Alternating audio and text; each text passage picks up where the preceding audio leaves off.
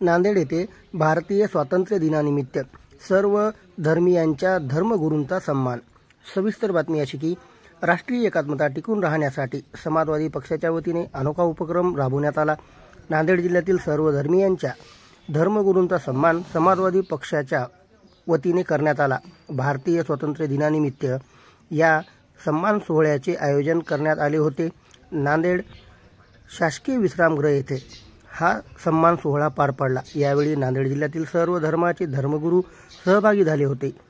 देशात राष्ट्रीय एकात्मता आणि शांतता राहिली पाहिजे, देश प्रगतीच्या दिशेने वाटचाल करावी अशी भावना समाजवादी पक्षाचे जिल्हाध्यक्ष जावेद खान यांनी या प्रसंगी व्यक्त केली आहे।